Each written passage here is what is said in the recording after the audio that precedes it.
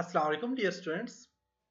आज के लेसन में हम माइक्रोसॉफ्ट एक्सेल 2016 का फर्स्ट यूजर इंटरफेस देखेंगे और देखेंगे कि आप माइक्रोसॉफ्ट एक्सेल को फर्स्ट टाइम कैसे ओपन कर सकते हो और फर्स्ट डेटाबेस कैसे क्रिएट करते हैं। इसके लिए मैं विंडो बटन प्रेस करता हूं और यहाँ पे टाइप करता हूँ एक्सेस। जो लोग विंडो 7, विंडो एक्सपी या विंडो 8 यूज कर रहे हैं, विंडो 8 जो लोग यूज कर रहे हैं वो, और विंडो 7 जो यूज कर रहे हैं वो विंडो का बटन प्रेस करें या फिर स्टार्ट पे क्लिक करके एक्सेस टाइप करेंगे तो एक्सेस आ जाएगा। और जो लोग विंडो एक्सपी यूज कर रहे हैं उसके लिए वो माइक्रोसॉफ्ट ऑफिस के लिए विंडो का बटन प्रेस करें या फिर यहाँ पे स्टार्ट मेन्यू में जाएंगे, जाने के बाद प्रोग्राम्स में जाएंगे और प्रोग्राम्स में माइक्रोसॉफ्ट ऑफिस क्लिक करके माइक्रोसॉफ्ट ऑफिस में माइक्रोसॉफ्ट एक्सेस है उसको आप ओपन कर लें। तो ये माइक्रोसॉफ्ट ऑफिस जो इंस्टॉल करना पड़ता है अपने सिस्टम में, तो इंस्टॉल करने के लिए आप मेरी माइक्रोसॉफ्ट वर्ड की लेसन नंबर 3 को फॉलो करें या लेसन नंबर 2 को फॉलो करें।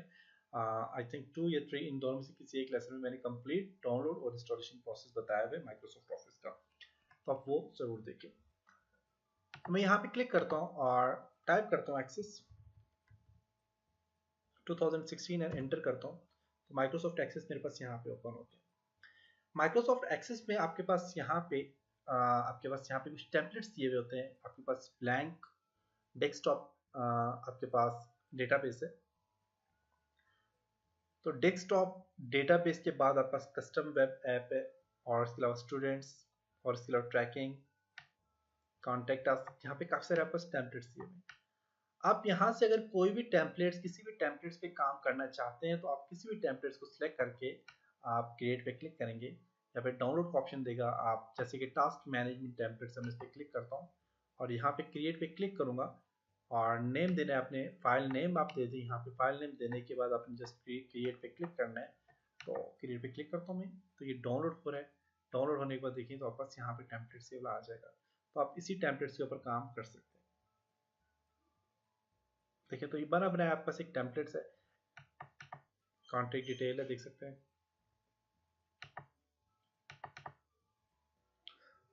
तो यहाँ पे बना बनाया टेम्पलेट्स आपके पास यहाँ पे आ जाएगा। अगर आप न्यू यूजर हैं और आप न्यू डेटाबेस बनाना चाहते हैं तो यहाँ पे एक्सेस टाइप करता हूँ। तो न्यू डेटाबेस बनाने के लिए आप देखें ये कुछ डेटाबेस हैं जो मैंने टेम्पलेट्स के तौर पे यूज किए थे। तो न्यू डेटाबेस बनाने के लिए आपने ब्लैंक डेटाबेस पे क्लिक करना है। ब्लैंक डेटाबेस पे क्लिक करें। आप अपने डेटाबेस जो है तो उसको सेव कहाँ पे करना चाह रहे हैं, देखें तो ये डेटाबेस सेव हो रहा है आपका सी यूजर तैमूर डेस्कटॉप पे, सॉरी डॉक्यूमेंट्स पे। आप यहाँ पे क्लिक करके आप इसकी फाइल लोकेशन चेंज कर सकते हैं। जैसे कि ये दो डेटाबेस हैं, इनको मैं डिलीट कर देता हूँ और मैं इसको जो फाइल लोकेशन देना चाह रहा हूँ डॉक्यूमेंट्स है, आप डेस्कटॉप देना चाह रहे हैं डेस्कटॉप पे आप इसको सेव कर सकते हैं। डेस्कटॉप में देता हूँ, डेस्कटॉप में इसको मैं देता हूँ जी, नाम आपने यहाँ पे देना है। नाम देने के लिए आप यहाँ से भी नाम दे सकते हैं या फिर जस्ट आप यहाँ पे टाइप करेंगे नाम। यहाँ पे अगर आप टाइप करेंगे तो यहाँ पे भी नाम आ जाता है। तो मैं यहाँ सबसे पहले क्लिक करता हूँ, इसकी लोकेशन डेस्कटॉप देता हूँ और इसका नाम दे देता हूँ मैं वर्चुअल अकेडमी स्टूडेंट डिटेल।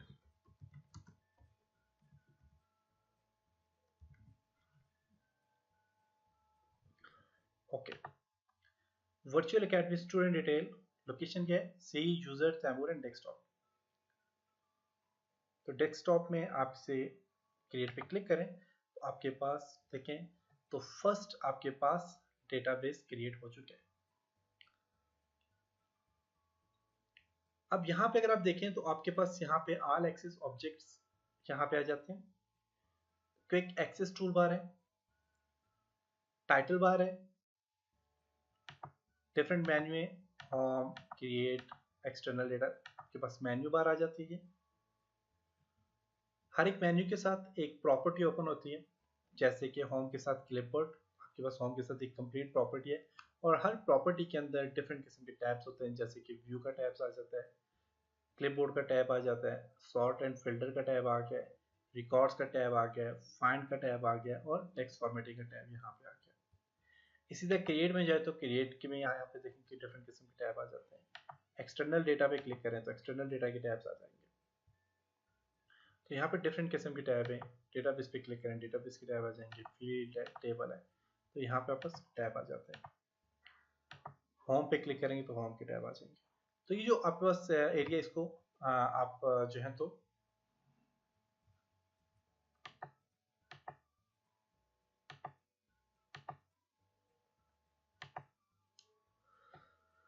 ये जो है इसको आप ये जो प्रॉपर्टी होती है इसको आप यहाँ पे, ये जो चीज़ है इसको रिबन कहा जाता है, और रिबन के हर एक टैब है आपके पास। इसके बाद आपके पास यहाँ पे वर्किंग एरिया है, सारा का सारा आपके पास यहाँ पे ये वर्किंग एरिया आ जाता है। और इसके बाद रिकॉर्ड नेविगेशन यहाँ पे बार है, फिल्टर या सर्च बार है यहाँ पे, और इसके बाद आपके पास पेज लेआउट है और डेटाबेस व्यू है। इसके अलावा यहाँ पे स्क्रॉल बार होती है जो कि वर्टिकल स्क्रॉल होती है, नीचे यहाँ पे हॉरिजॉन्टल स्क्रॉल बार होती है। इसके अलावा यहाँ पे अगर आप देखें तो आपके पास tell me what you want to do, यहाँ पे देखें एक आपके पास ऑप्शन दिया हुआ है सर्च का। बहुत ज़बरदस्त चीज़ है।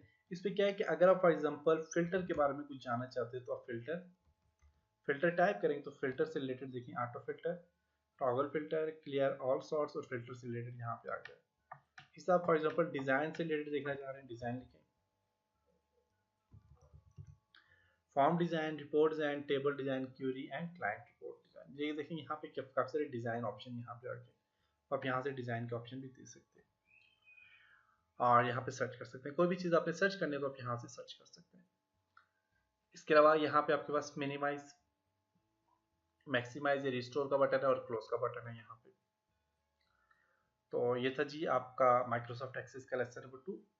इस लेसन में हमने एक कंप्लीट डेटाबेस क्रिएट करना सीखा, फर्स्ट यूजर इंटरफेस भी देखा।